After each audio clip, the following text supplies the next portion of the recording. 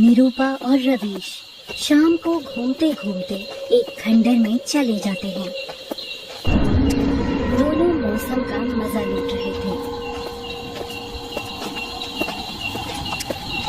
रवीश, कितनी ठंडी हवा चल रही है ना? हाँ निरूपा, और मौसम भी कितना अच्छा है। लेकिन यार मुझे डर लग रहा है। कैसा डर रवीश?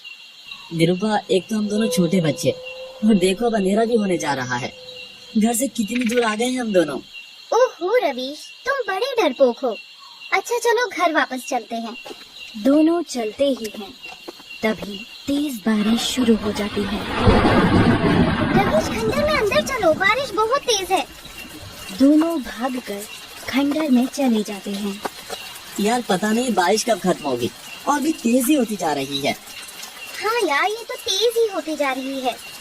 निरूपा इतना बोल ही पाती है कि तभी एक बड़ा सा पेड़ टूटकर खंडर के गेट पर गिर जाता है और दरवाजा पूरी तरह से बंद हो जाता है।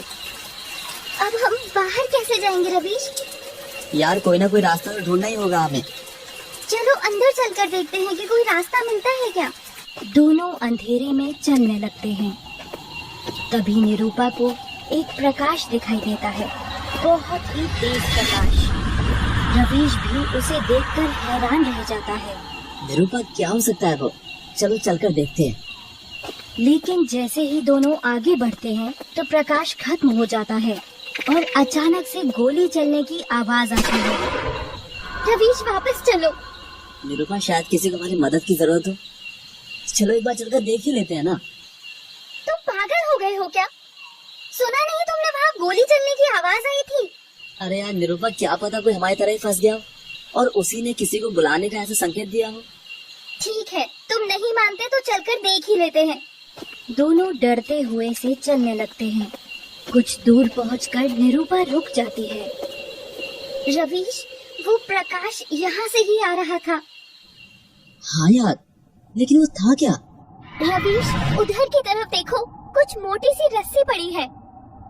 उस तरफ जाकर देखता है। अरे निरूपा, ये तो मरे हुए सांप हैं। इनको किसने मारा होगा? सांप से भी किसी की क्या दुश्मनी? चलो इनको उठाकर दफन कर देते हैं। रवीश सांप को मिट्टी में डाल देता है और उसके ऊपर बरगद की सूखी लकड़ी रख देता है और चलने लगता है। लेकिन देखता है कि निरूपा कुछ बड़े ध्यान से देख रही है। क्या देख रही हो निरूपा?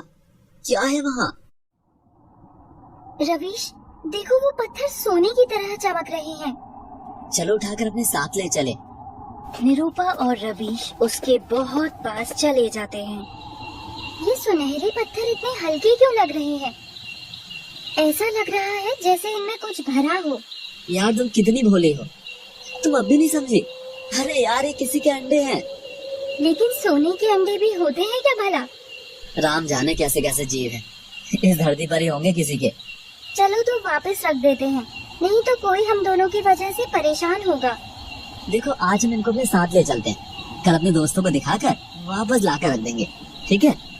ठीक है, लाओ मुझे दो और रास्ता खोजो जल्दी, अब अंधेरा होने वाला है। वो देखो, शायद वहाँ से रास्ता है बाहर जाने का। दोनों दूसरे रास्ते से बाहर निकल जाते हैं और अपने घर की तरफ चल देते हैं। घर जाते जाते रात ही हो जाती है।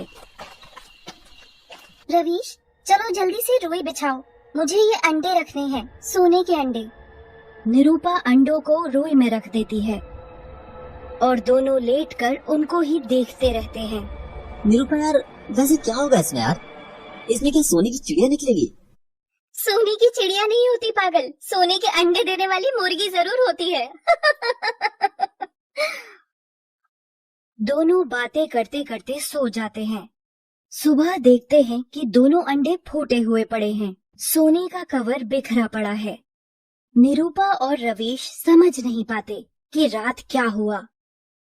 रवीश, मैंने मना किया था इनको लाने को, लेकिन हमारी गलती की वजह से ये फूट गए। निरूपा, अंडे फूटे नहीं हैं, उनमें से बच्चे बाहर आए हैं। क्योंकि अगर अंडे फूटे होते तो अंदर जो भी होता ना यहीं पर पड़ा होता। चलो ढूंढते हैं कि इनके अंदर से कौन निकला है, क्योंकि जो भी निकला होगा अभी घर में ही होगा।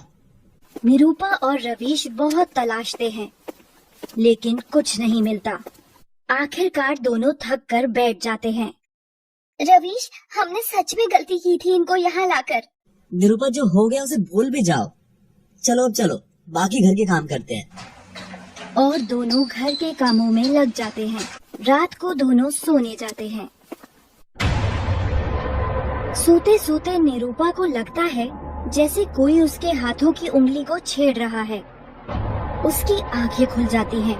वो चिल्ला कर उठती है। क्या हुआ निरूपा? क्यों डर गई हो?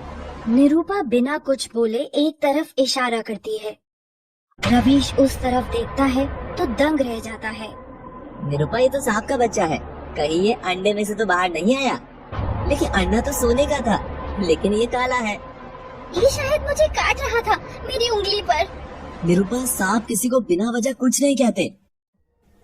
आ जाओ मेरे पास, मैं तुम्हें कुछ नहीं कहूँगा। रवीश, अंडे तो 2 थे, फिर ये एक ही क्यों? क्यों दोस्त, दूसरा कहाँ गया? इतना सुनकर सांप रवीश की हथेली से फिसलकर नीचे गिर पड़ा और एक तरफ चलने लगा। दोनों समझ गए कि ये उनको उसके साथी के पास ले जा रहा है, तो दोनों उसके पीछे पीछे चलने लगे। रवीश, और कितना दूर लेकर जाएगा ये अब हमें? इतना दूर तो ले आया। निरूपा, गलती भी तो हमारी थी ना, तो हमको ही इन दोनों को उनके घर छोड़कर आना पड़ेगा और उसके लिए हमें ढूंढना ही पड़ेगा। तो बस चलो चुपचाप। सांप कुछ दूर और जाकर रुक जाता है। निरूपा देखती है कि वहाँ कोई घायल लड़की पड़ी है जो बेहोश है। रवीश, मेरी मदद करो, इस लड़की के लिए पानी लेकर आओ। रवीश भाग कर जाता है और एक पत्ते में पानी भर कर लेकर आता है। वो पानी को लड़की के चेहरे पर डालता है। लड़की को होश आ जाता है। होश आते ही लड़की चिल्लाती है, नागेश! निरूपा और रवीश डर जाते हैं। कौन हो तुम? मैं नाग कन्या नरगिस। मेरा नागेश कहाँ है? मैं यहाँ हूँ नरगिस। और वो सांप एक लड़का बनने लगता है। नागेश, तुम ठीक तो हो? उस तांत्रिक ने तुम्हें कुछ किया तो नहीं ना? उसने मेरी सारी शक्ति मुझसे छीन ली। मैं बस कुछ ही पलों के लिए ये रूप ले सकता हूँ। नरगिस, उसने तुमको क्या किया? नागेश, मेरी छोड़ो, क्योंकि अब मैं कुछ ही पल जिंदा रह पाऊंगी। मैं अपनी सारी शक्ति तुमको देती हूँ और नागेश, मैं तुमसे मिलने फिर आऊंगी। नहीं नरगिस, मैं तुमको कुछ नहीं होने दूंगा। हम दोनों साथ रहेंगे। नागेश, मेरी बात सुनो। तुम भोलेनाथ की पूजा करना। 5 अमावस पूरी होते ही मेरी समस्त शक्ति तुम में प्रवेश कर जाएगी और मेरे शरीर को उठा कर रख देना। मैं जब अगले जन्म में तुमको मिलूंगी तो खुद के शरीर को देखकर ही सब कुछ याद कर पाऊंगी। मैं फिर अवतार लूंगी नागेश, नाग अवतार। नरगिस नाग अवतार लेने का वचन देकर नागेश को छोड़कर दूसरी दुनिया में चली जाती है और नागेश रोते रोते नरगिस को बाहों में लेकर बैठ जाता है। धीरे धीरे नरगिस का शरीर नाग शरीर में अवतरित होने लगता है और फिर से काली नागिन बनकर नागेश के हाथों में रह जाता है। निरूपा और रवीश होश संभालकर नागेश के पास जाते हैं। देखो, हम नहीं जानते कि तुम कौन हो, लेकिन दोस्त जो होता है ना, अच्छे के लिए ही होता है। दुखी मत हो। नागेश, नरगिस ने जो कहा था अब वो करो और चलो नरगिस के इस रूप को संभाल कर रख दो। बस एक नरगिस ही तो थी मेरे संसार में, उसने इसे भी मुझसे छीन लिया। अब मैं क्यों जियो, क्यों? अरे वही तो बोल कर गई है कि वो फिर आएगी। हाँ नागेश, वो आकर तुमको नहीं पाएगी तो क्या करेगी? तुमको जीना होगा नरगिस के लिए। मैं उस तांत्रिक को जिंदा नहीं छोड़ूंगा। कौन तांत्रिक? क्या किया उसने? मैं और नरगिस उस खंडर में रहते थे। एक दिन हम दोनों घूम रहे थे, तभी नरगिस ने देखा कि तांत्रिक घायल होकर दर्द से करहा रहा है। नरगिस उसको दर्द में पाकर उसकी मदद करने चली गई, नागेश, इसको किसी सांप ने काटा है। जहर काफी ज्यादा है। ये तांत्रिक भी कोई शिव भक्त ही लगता है, इसलिए हमें इसकी रक्षा करनी चाहिए।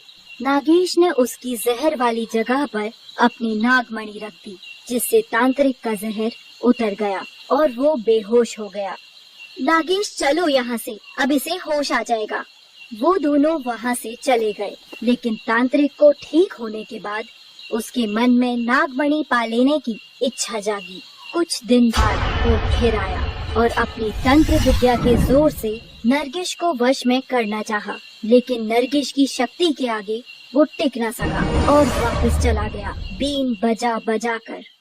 नागेश, चलो यहाँ से, वरना ये फिर आएगा। मुझे मेरी चिंता नहीं है, लेकिन मैं तुमको खोने से डरती हूँ।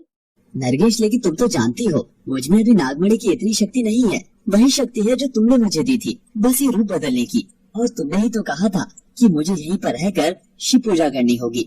अभी 7 अमावस्या तक मुझ में भी शिव की कृपा से समझ शक्ति आ जाएगी। नागेश, तुम बोल रहे हो तो ठीक है, लेकिन हमें अब सावधान रहना होगा। नागेश निरूपा और रवीश की तरफ देखकर बोला। तांत्रिक जान गया था कि वो केवल तंत्र विद्या के वश से नरगिस पर विजय नहीं पा सकता, तो उसने कुछ लोगों का सहारा लेकर नरगिस को वश में करने की ठानी और वो फिर उस दिन वापस आया। उसके वापस आने पर नरगिस बहुत ही गुस्सा हो गई और नरगिस ने उसे मार डालने की ठान ली। और फिर एक बार नरगिस और उसका आमना सामना हुआ। अरे तू साधु नहीं, पाखंडी है। तुझे जो शक्ति मिली है तू उसका गलत उपयोग कर रहा है। मैं तुझसे तेरी सांसें और शक्ति दोनों छीन लूंगी। अरे नादान नागिन, तू अभी काल गुरु की शक्ति को नहीं जानती। मैं तुझे और तेरी मणि दोनों को लेकर जाऊंगा और तू फिर वही करेगी जो मैं तुझसे करने के लिए कहूँगा। नरगिस क्रोध में भरकर एक भीषण नाद में अवतरित हो जाती है और एक विषैली फुंकार काल गुरु की तरफ छोड़ती है, लेकिन काल गुरु अपनी तंत्र शक्ति से गायब हो जाता है। तू मुझे कुछ नहीं कर सकती। तू एक तुच्छ सी नागिन है। अभी बच्ची है तू मेरे सामने।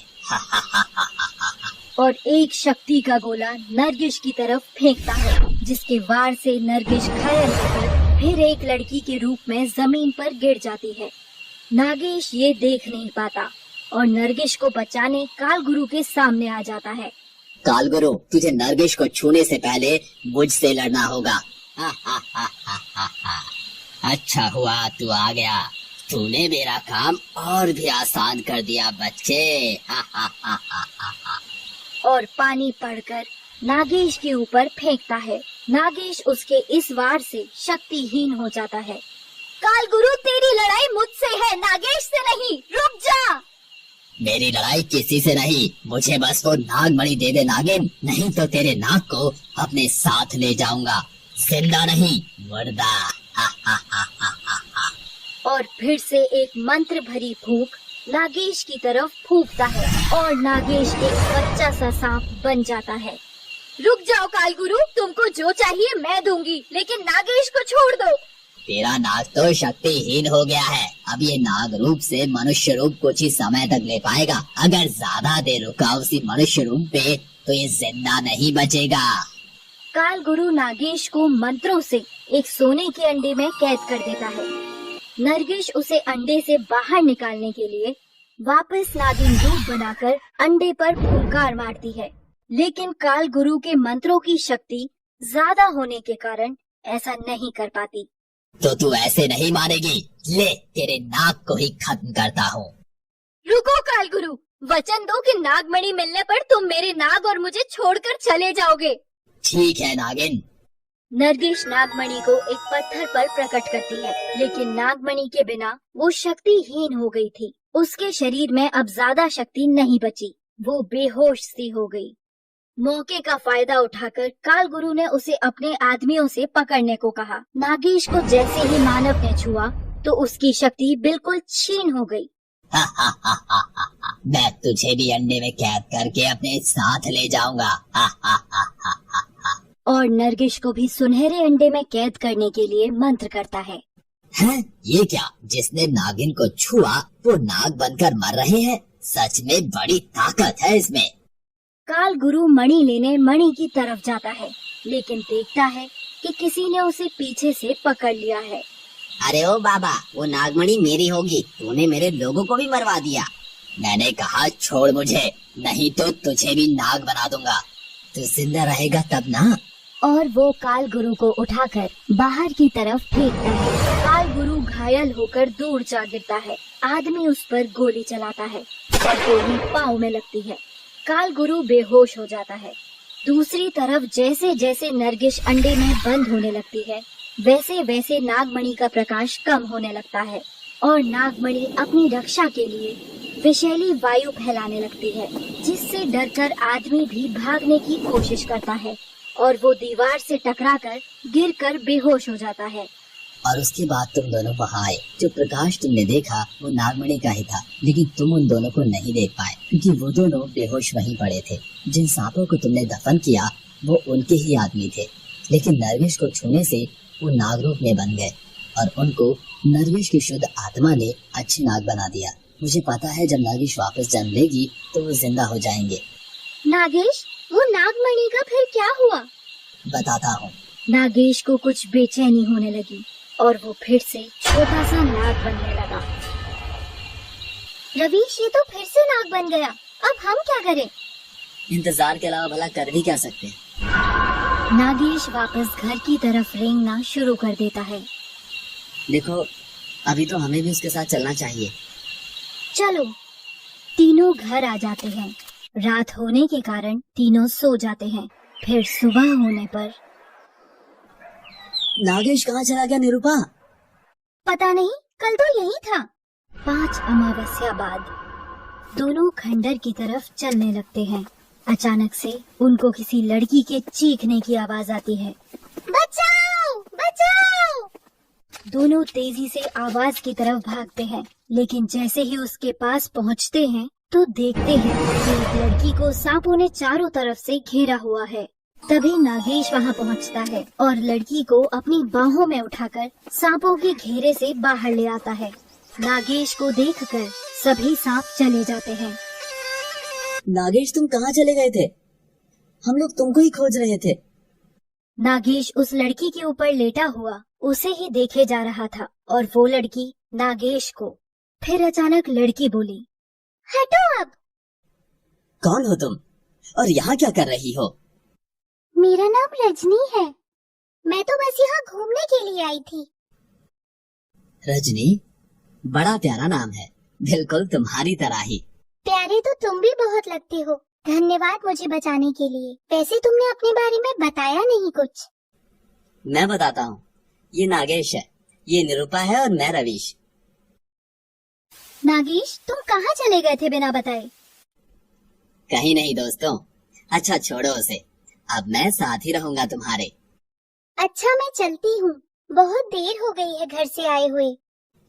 कहाँ है तुम्हारा घर? मुस्कुरा कर बोली, बड़ी जल्दी में हो जनाब। और चलने लगती है। फिर अचानक पीछे पलटकर देखती है और बोलती है, वहीं थोड़ी दूर बरगद के पीछे। और चली जाती है। नागेश उसको जाते हुए देखता रहता है। नागेश गई अब। अगली सुबह नागेश उठकर उसी जगह पहुंच जाता है जहां वो कल रजनी से मिला था। कुछ देर बाद रजनी भी वहां आ जाती है और बिना कुछ कहे नागेश के पास बैठ जाती है। रजनी, नींद नहीं आई ना रात? रजनी फिर हाँ में सर हिला देती है। नागेश, क्या कर दिया है तुमने मुझे? रात भर तुम याद आते रहे, तुमसे मिलने का मन करता रहा। अपना हाल तो सुना दिया, और जो तुमने किया है उसका क्या? न सोने दिया न खाने दिया। सच कहूँ तो अब तुम्हारा हो जाने को मन करता है, बस तुम्हारा। और धीरे धीरे अपने हाथ को रजनी के हाथ पर रख देता है। नागेश! और धीरे धीरे आंखें बंद कर लेती है। दोनों एक दूसरे में खोए हुए थे। तभी नागेश को किसी के वहां आने की आहट होती है। रजनी, चलो यहाँ से, कुछ खतरा है। नागेश रजनी को बोलता है, ऐसा करो तुम घर चली जाओ, कल मिलने आऊंगा मैं। नागेश रजनी को गले लगाकर उसे विदा करता है। और वापस उसी जगह आकर देखता है। अच्छा, तो ये कालगुरु है, लेकिन इसका यहाँ आने का मकसद क्या था? क्यों है ये यहाँ? आज फिर इस जगह पर किसी बड़े नाग की आने की गंध आ रही है। इसका मतलब वो आज फिर यहाँ आया था।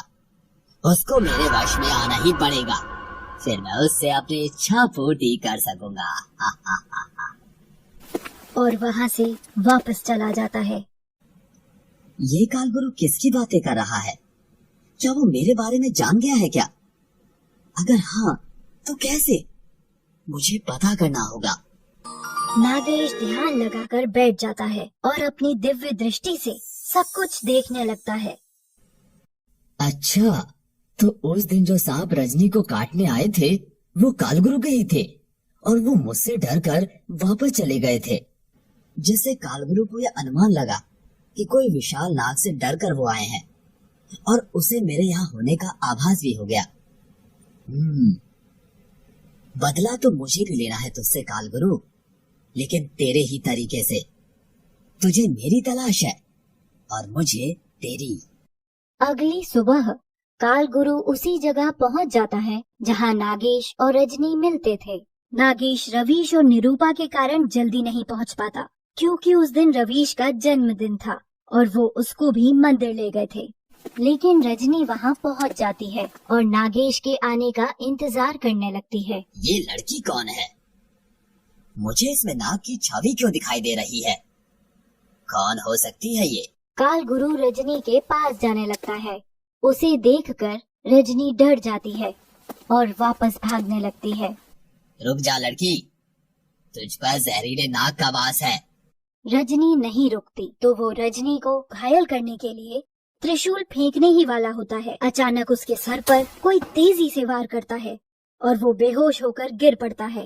नागेश, तुम आ गए? कहाँ रह गए थे? तुम्हें पता है कितनी परेशान थी मैं तुम्हारे बिना, और ये पाखंडी पता नहीं क्यों मेरे पीछे पड़ गया। नागेश, ये मुझे बोला कि मुझ पर नाग कस आया है। नागेश रजनी को गले से लगा लेता है। कुछ नहीं है रजनी, चलो तुम यहाँ से। नागेश, हम कब तक ऐसे छुप छुप कर मिलते रहेंगे? नागेश, तुम शादी कर लो ना मुझसे। शादी? मैं शादी नहीं कर सकता तुमसे रजनी, और वैसे भी मेरा भी कुछ काम बाकी है, पहले वो पूरा कर लूं फिर। नागेश, मेरी आंखों में देखो, क्या मैं तुम्हें अच्छी नहीं लगती? भला क्या कमी है मुझ में? कमी? और तुम में? तुमने तो कमी हो ही नहीं सकती। तुम अनोखी हो, अलग हो सबसे, और उससे भी बड़ी बात कि दिल के करीब हो तुम मेरे। ओह नागेश, बस भी करो, बस शुरू हो जाते हो तुम। अच्छा ये बताओ, तुमने जिसे मारा वो कौन था? वो कालगुरु है, एक तांत्रिक। उसे किसी सांप की तलाश है, तुम उससे दूर ही रहना रजनी। अरे पागल, मैं कोई सांप हूँ जो दूर रहूं? कहा ना, दूर रहना उससे बस। ठीक है नागेश। रजनी नागेश से मिलकर वापस जा रही होती है कि रास्ते में उसे कुछ आदमी पकड़कर तांत्रिक के पास उठा लाते हैं।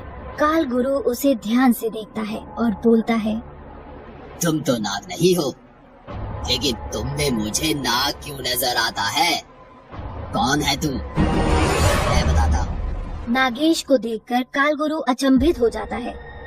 अच्छा, तो वो तू है जो इस लड़की के शरीर में रमा है। नाग का प्रेम, वो भी एक मानव कन्या से। अब तो कोई कहीं नहीं जाएगा, तू भी नहीं। जैसे तेरी नागिन को मारा था, वैसे ही आज तुझे भी मरना होगा। कालगुरु, मत भूल कि तू आज भी गलत कर रहा है, और बदला तो मुझे भी तुझसे लेना है कालगुरु। नरगिस को तूने नहीं मारा, नरगिस ने तुझे ताकतवर बनाने के लिए अपने प्राण दिए हैं। आज तू भी प्राणहीन होगा। तू अभी जानता नहीं है मेरी शक्ति को। कालगुरु कुछ कर पाता उससे पहले ही नागेश एक विशाल नाग के रूप में आ जाता है।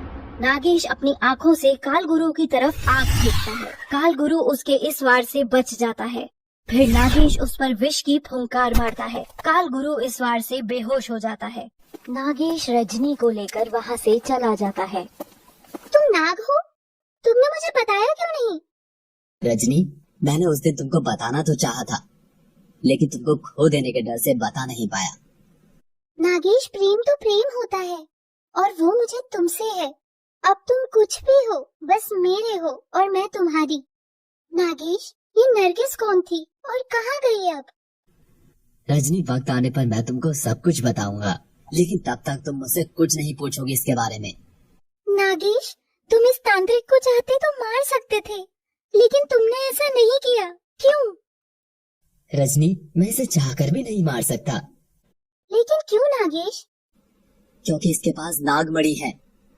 लेकिन जिसके पास नागमणि होती है वो तो बहुत शक्तिशाली बन जाता है। हाँ, लेकिन नरगिस बहुत शक्तिशाली थी और ये उसकी नागमणि को तब तक उपयोग में नहीं ला सकता जब तक किसी इच्छाधारी नाग को पकड़कर ये मणि तक नहीं ले जाता। अगर इसने ऐसा कर दिया तो वो नाग और नागमणि दोनों उसके गुलाम हो जाएंगे और इसीलिए ये मुझे पकड़ना चाहता है। मैं तुमको कुछ नहीं होने दूंगी नागेश। लेकिन नागेश, अगर इससे वो नागमणि वापस ले ले तो? लेकिन इसे वापस लेगा कौन?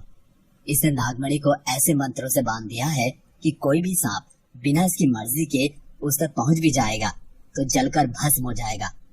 उस तक या तो नरगिस ही जा सकती है या कोई मानव।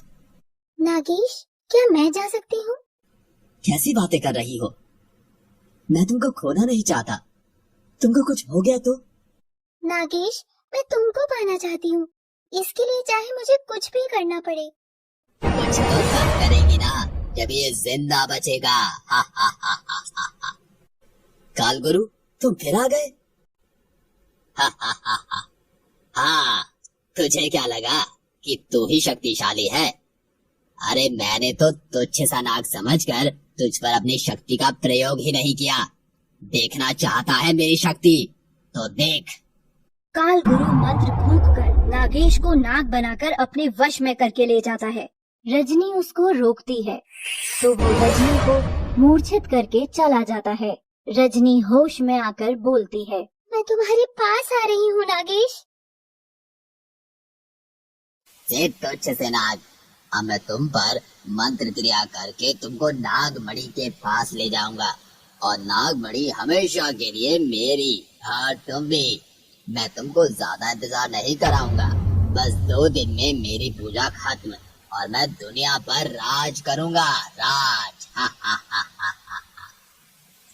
इतना कहकर कालगुरु वहाँ से चला जाता है और पूजा के लिए बैठ जाता है। इधर रजनी नागेश को खोजते खोजते रवीश और निरूपा के साथ वहाँ आ जाती है। नागेश कहाँ होगा? हम उसे ढूंढेंगे कैसे? रवीश, निरूपा सुनो, उसने नागेश को छोटा सा नाग बनाकर यहीं कहीं छुपा रखा है। उसे खोजना है बस। तीनों अलग अलग रास्ते चले जाते हैं। तभी रजनी के कानों में कालगुरु के शिष्यों के बात करने की आवाज आती है। अरे तुमको पता है, हमारे गुरुदेव ने उस नाग को पिटारे में बंद कर लिया है और वो जल्दी नागमणि को पाकर सबसे शक्तिशाली बन जाएंगे। लेकिन गुरुदेव ने नाग को रखा कहाँ है? वहीं जहाँ वो बाकी सांपों को रखते हैं। लेकिन गुरुदेव ने कहा है कि कोई भी वहाँ जाना नहीं चाहिए। अगर किसी ने उस पिटारे को खोल दिया तो नाग की शक्ति वापस आ जाएगी और गुरुदेव के मंत्रों का प्रभाव भी खत्म हो जाएगा। रजनी जल्दी से रवीश और निरूपा को खोजती है और उनको ये सब बात बता देती है। तीनों वहाँ चले जाते हैं जहाँ कालगुरु सांपों को रखता था। हमारा नागेश कौन सा है, ये कैसे पता लगाएं? हम सारे सांपों को ही खोल देंगे, जो भी होगा देखा जाएगा। निरूपा एक सांप का पिटारा खोलती है तो सांप निरूपा को डस लेता है और वो बेहोश होकर गिर जाती है। निरूपा, क्या हुआ? और निरूपा को संभालता है। मेरी फिक्र मत करो, तुम नागेश को बचाओ। रवीश रोते रोते बाकी के पिटारे खोलने लगता है। सब सांप इधर उधर भागने लगते हैं। उनमें से एक सांप रवीश को भी डस लेता है। रजनी रवीश को पकड़ने के लिए आगे बढ़ती है। रवीश, क्या हुआ? रवीश बोलता है, रजनी, तुम सारे सांपों को जल्दी आजाद करो, जाओ। रजनी सांप को आजाद करने लगती है, लेकिन उसे भी सांप डस लेता है। नागेश, कहाँ हो तुम? और जहर रजनी पर असर करने लगता है, लेकिन रजनी जहर से चक्कर खाते खाते हिम्मत करके पिटारा खोलती जाती है और आखिर में गिर जाती है। लेकिन नागेश का पिटारा भी खुल चुका होता है। नागेश निरूपा और रवीश के विष को अपने अंदर ले लेता है और फिर रजनी के पास आकर उसके पाँव पर जहाँ सांप ने काटा था वहाँ अपने होंठ रखकर उसका विष भी निकाल लेता है। लेकिन इतना जहर नागेश सहन नहीं कर पाता और वापस नाग बनकर बेहोश हो जाता है। रजनी आंखें खोलकर बोलती है, नागेश, नागेश, नागेश ने हमारा विष अपने अंदर ले लिया है और ये बेहोश हो गया। रजनी नागेश को उठाकर भागने लगती है। चलो यहाँ से। नहीं, ये नहीं हो सकता। किसी ने मेरे सांपों को मार दिया। मेरी तपस्या भंग हो गई। और उठकर उस कोठरी में जाता है तो देखकर गुस्से से भर जाता है। फिर अपने मरे पड़े दोनों सांपों को देखकर बोलता है, तो उस लड़की ने नाग को चुरा लिया और उस नाग ने मेरे सांपों को मार दिया। मैं तुमको नहीं छोड़ूंगा, नहीं छोड़ूंगा। कालगुरु योग विद्या से आंखें बंद करके उसको भागते हुए देखता है और अपनी शक्ति का प्रयोग नागेश पर करने लगता है। रुको, नागेश को ठीक करने के लिए कुछ तो करना होगा। और नागेश को जमीन पर रख देती है। लेकिन कालगुरु की शक्ति से नागेश उड़कर वापस चलने लगता है। तीनों नागेश के पीछे भागने लगते हैं। नागेश जाकर कालगुरु के पास गिरता है। कहाँ जा रहा है पागल नाग? तुझे अनुमान नहीं है मेरी ताकत का। अरे तुझ में जो जहर गया है वो ही तेरे प्राण लेने के लिए काफी है। लेकिन मुझे तेरी जरूरत है, इसीलिए बचाना पड़ेगा तुझे। कालगुरु उस पर मंत्र से विष की फूंकार मारता है, जिससे नागेश का जहर उतर जाता है और वो मानव रूप में तड़पने लगता है। बस बहुत हुआ, अब मैं आज ही नागमणि से तेरा स्पर्श कराऊंगा। कालगुरु अपने शिष्य की तरफ देखकर बोलता है, इसे उठाकर नागमणि के सामने बांध दो। और वो उसे नागमणि के सामने बांध देते हैं। मैं अपने प्राण दे दूंगा, लेकिन तुझे उस नागमणि को पाने नहीं दूंगा। तू अपने प्राण देगा, वो भी अपनी मर्जी से। मूर्ख नाग, ये मत भूल कि इच्छाधारी नाग आत्महत्या नहीं कर सकते। वो अपनी मर्जी से रूप बदलते हैं, अपनी मर्जी से मरते नहीं है। कालगुरु तंत्र विद्या करने लगता है। नागेश और भी तड़पने लगता है। रजनी, रवीश और निरूपा वहाँ आ जाते हैं। रवीश पत्थर उठाकर कालगुरु के शिष्यों के सर पर मारता है और वो इस चोट से मूर्छित हो जाते हैं। तुम फिर आ गए, तुम ऐसे नहीं मानोगे। और रवीश को तंत्र विद्या से उठाकर पटक देता है और रवीश उठ नहीं पाता।